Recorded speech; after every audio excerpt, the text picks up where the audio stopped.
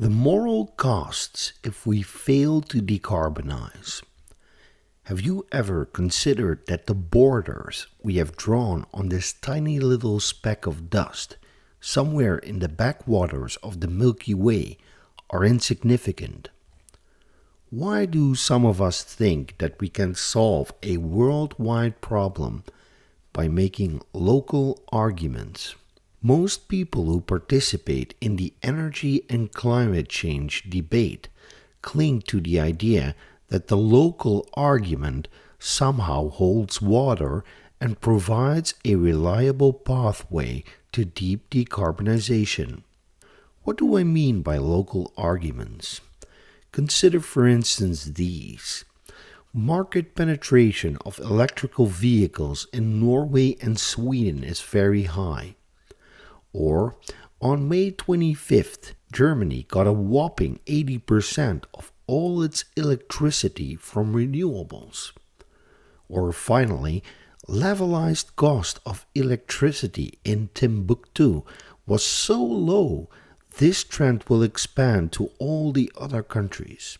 These statements are made by people to convince themselves and others that the future will be, for instance, 100% renewable.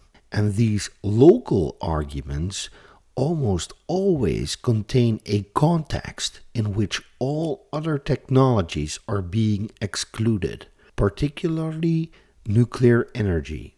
Before we move ahead, I need to make two acknowledgments. First, refuting these arguments is easy, because these are so-called local arguments that forget to address the problem from a worldwide viewpoint. And that's the fundamental flaw which needs to be exposed in nearly all of these discussions. Climate change is a problem that manifests itself all over the globe and is not focused on any particular part of the planet. Second, most of these arguments depend strongly on external local factors such as fickle political sentiments, policy frameworks, local resources. So when we consider the Earth from an environmental standpoint, we have to look at the aggregate of all of our activities. It is useless to talk about Germany being 80% renewable for one day when China is producing a lot of consumer goods at the same moment at a high carbon intensity. The scales are tipped entirely over towards the fossil fuel end of the spectrum. In fact, fossil fuels are so dominant that the offset of a sunny day in Germany or a windy day in Scotland doesn't even register at all. Remember that electricity is just a small part of all the energy we use. In fact, renewable energy is a single-digit percentage of the total energy consumption of the population of the Earth. And even though renewable deployments are slowly but surely catching up with fossil fuel deployments, fossil fuel still wins in the aggregate in terms of annual additions for electricity alone. And worse, industrial processes, mechanized agriculture, manufacturing, and transportation will depend on fossil fuels for a long time to come, as renewable energy cannot provide the heat which is required for these processes.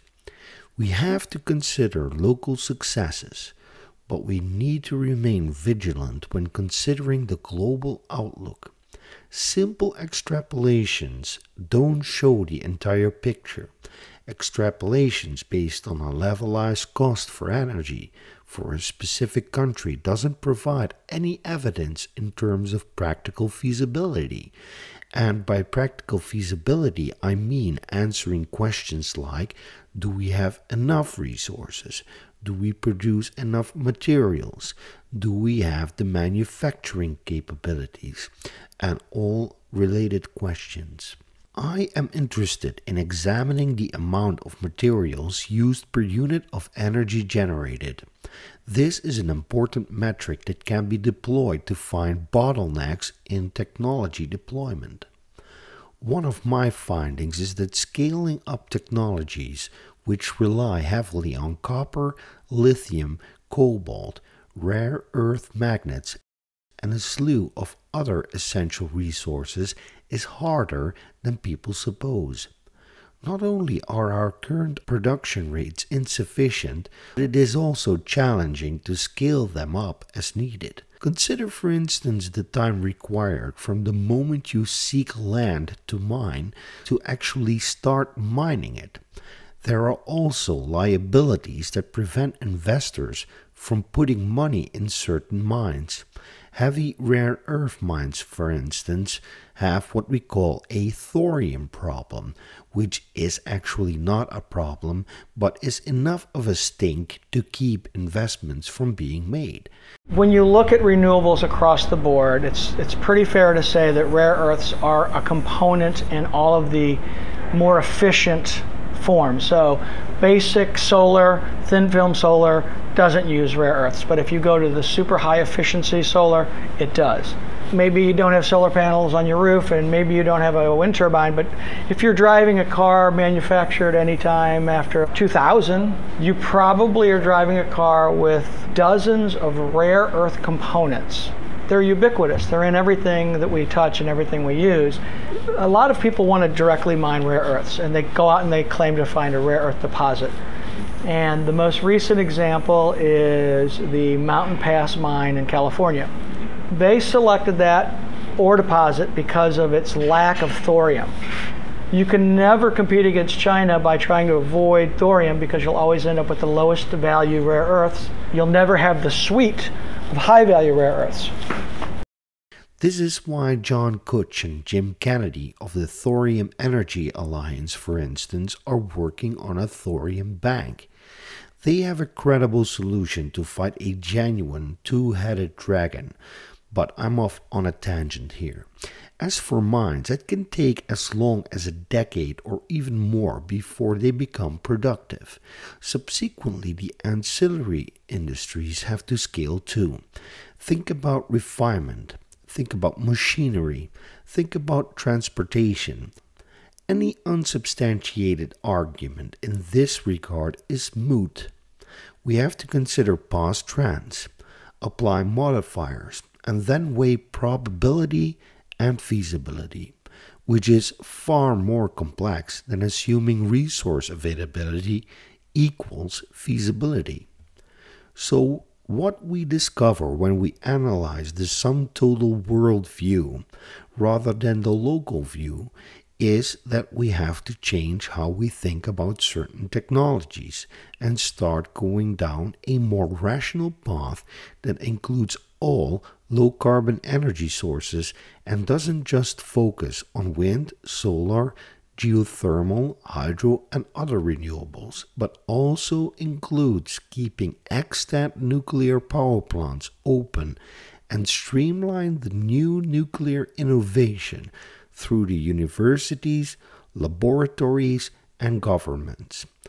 Augmentation through innovation and commitment on all technological fronts is required to bridge this sizable, high-carbon, dirty energy gap. This helps me to segue into the main topic of this video. The current zeitgeist is centered on a very specific climate change narrative.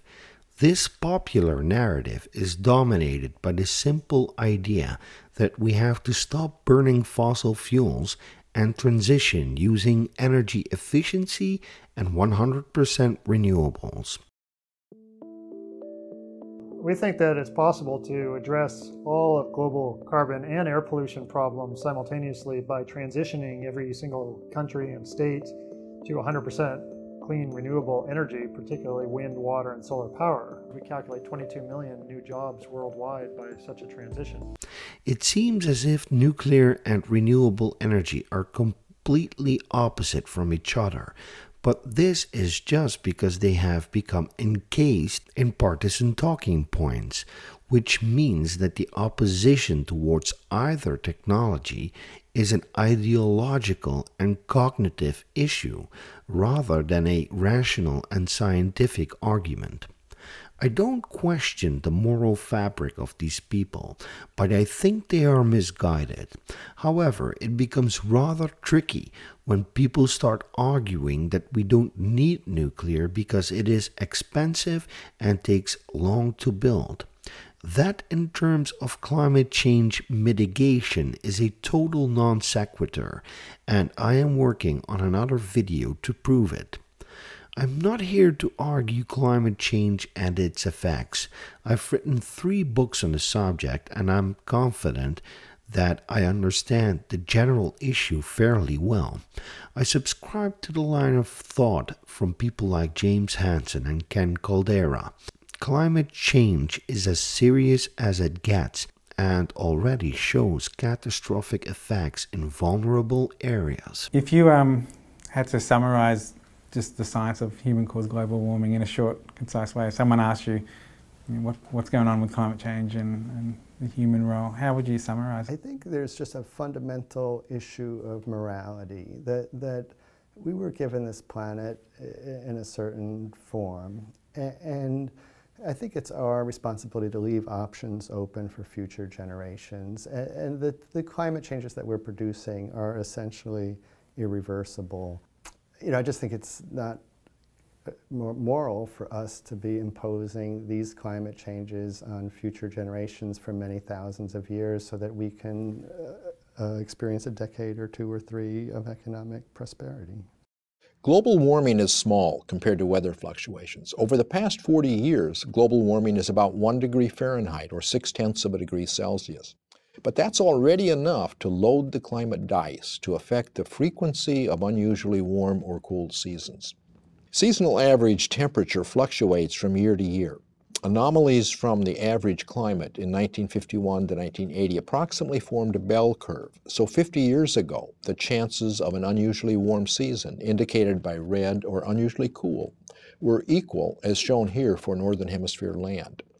But as Earth gets warmer, the bell curve shifts to higher temperatures. For Northern Hemisphere land in summer, the shift now exceeds 1 standard deviation, where a standard deviation is a typical year-to-year fluctuation. Most summers are now in the red category, unusually warm. Extreme heat of more than 3 standard deviations, which almost never occurred 50 years ago, recently is occurring about 15% of the time. The shift varies geographically. In the United States, the shift is 1 standard deviation in summer, which people should notice, but only half a standard deviation in winter, which is hard to notice. In Europe, the bell curve shift is a bit larger than in the US. In China and India, it is still larger, about 1.5 standard deviations in summer and 1 standard deviation in winter.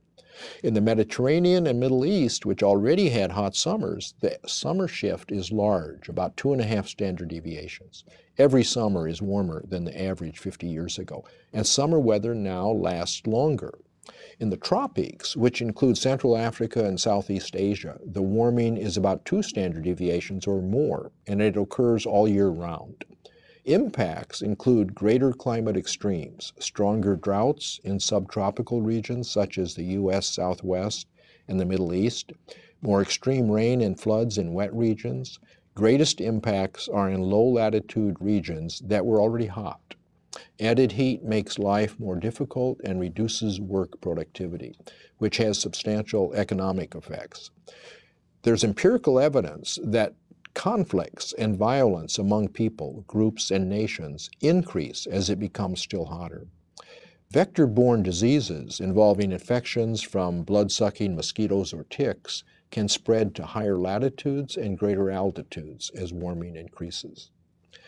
National responsibilities for global warming follow from the fact that fossil fuel CO2 emissions are the primary cause. China has about 25% of today's emission, the U.S. 15%, India is third. However, the climate change is caused by cumulative emissions. The U.S. and Europe are each responsible for more than 1/4 of total emissions. China for 10%, India 3%. On a per capita basis, the West's responsibility for climate change is an order of magnitude greater than China or India. India, the rest of Asia Pacific, and Africa have emitted the least, but have large climate impacts. These regions have potential for huge future emissions, but the West has already burned most of the carbon that can be burned without disastrous consequences. 2 degrees Celsius warming above pre-industrial would yield bell curve shifts 3 times larger than those that have occurred already, with highly deleterious impacts. Yet the approach at the Paris Climate Summit was simply to ask each country to try to cap and then reduce its emissions. Such a country-by-country cap approach is ineffectual, a recipe for disaster. We can phase down fossil fuel use only if fossil fuel price is made to include its cost to society, by adding a rising domestic carbon fee, letting clean energies and energy efficiency compete on an honest, fair playing field. That is economically most efficient and will raise living standards. However, the developed world also must recognize its responsibility to developing nations. Assistance must be provided in clean energy technologies, allowing sustainable development and stabilization of climate. Thanks for listening. The effects of fossil fuel usage are far-stretching. Consider these: serious detrimental health effects and problems in water availability and crop yields due to increased climate instabilities. So let's consider the numbers and try to learn something. These figures are for the US alone. By Scientific American, 2 million by fossil fuel-induced cases of illness have been reported in 2012, 5 million lost workdays, and 30,000 premature deaths. The Clean Air Task Force estimates that the health costs associated with the US coal emissions exceeds $100 billion per year. But it gets worse when we consider the 2012 Climate Vulnerability Report, where it is stated that the 2010 climate damage of $500 billion may rise to as much as $2.5 trillion worldwide by 2030. So far for the easily quantifiable damages.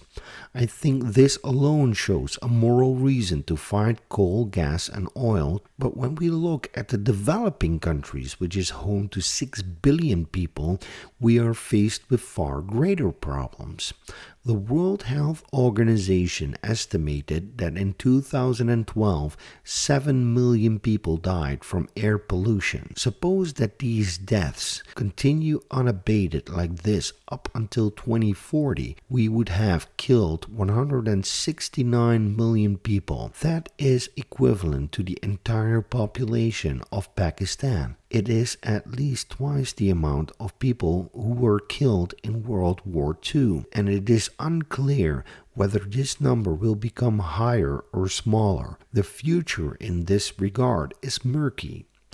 Another fact shared with us by the World Health Organization is that 3 billion people cook using open fires and simple stoves, burning wood, animal dung, crop waste, and coal. And it causes 3.8 million deaths of the total 7 million people who die from air pollution each year. It may not come as a surprise that more than 50% of all the premature deaths among children under 5 are due to pneumonia caused by household air pollution. I just told you that the future is murky, but the World Health Organization has something to share with us in this regard. Climate change affects the social and environmental determinants of health. Clean air, safe drinking water, sufficient food, and secure shelter.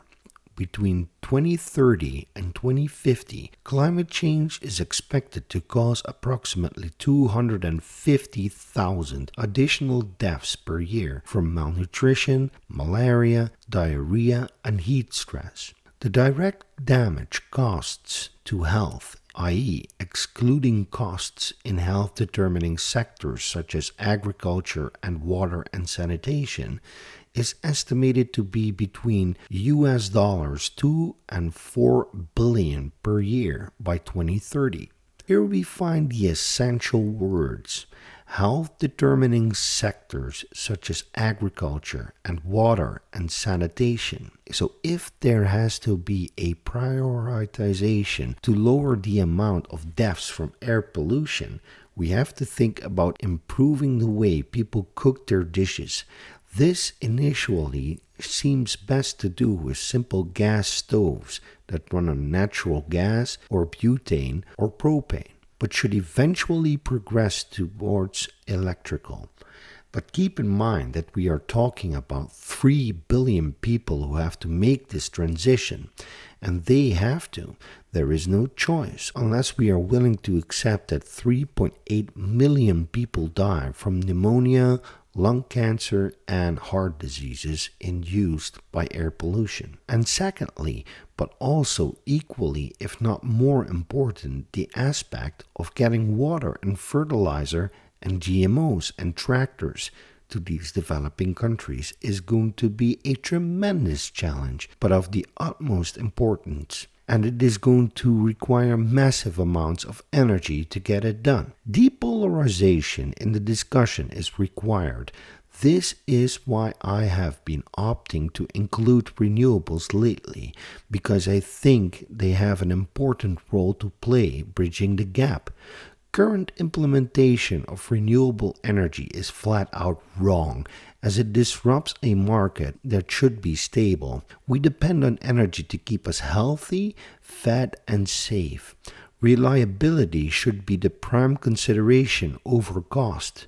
Aside from that, it is not as if we are talking about deep divides between costs. Everything we do balances between 3 and 10 cents per kilowatt hour, depending on a broad scala of external circumstances. The scope of our problem is so big that OECD-centric thinking doesn't cut it. Where it is true that energy efficiency is required to mitigate some of the damage, the opposite is true too. We need more energy generation capacity to build a solid framework upon which mankind can depend without destroying the planet in the process. We have to come together, check our priorities, become knowledgeable in a way that gives us confidence to move ahead in a way that serves mankind in general. This also means becoming wiser in terms of nuclear power. Many people have been misled into thinking that accidents like Chernobyl, 3 Mile Island, and Fukushima were catastrophic, when in fact they weren't.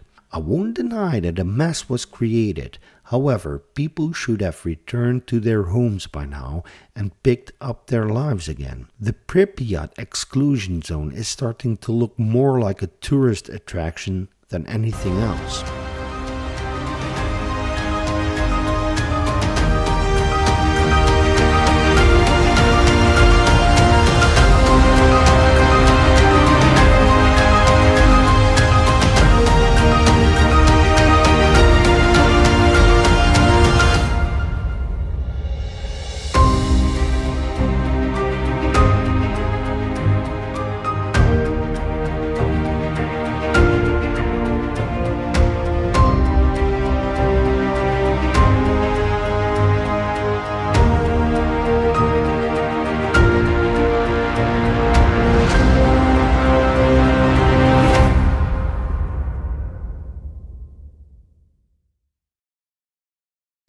Sure, there are small radiation hazards, but we can easily work around them. In fact, these hazards are so harmless, to use a funny juxtaposition, that you can see people poking around with Geiger counters in order to find nuclear fuel fragments. I have to try and locate it. What is it? Is it this? No. No, it's not this.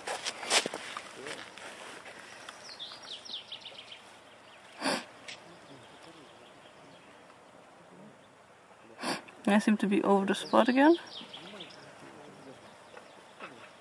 Okay, I'll move it further to here to see. Okay, that's down again. So it must be right in this spot, right in this area it must be. What is it that is there? It's a fuel fragment.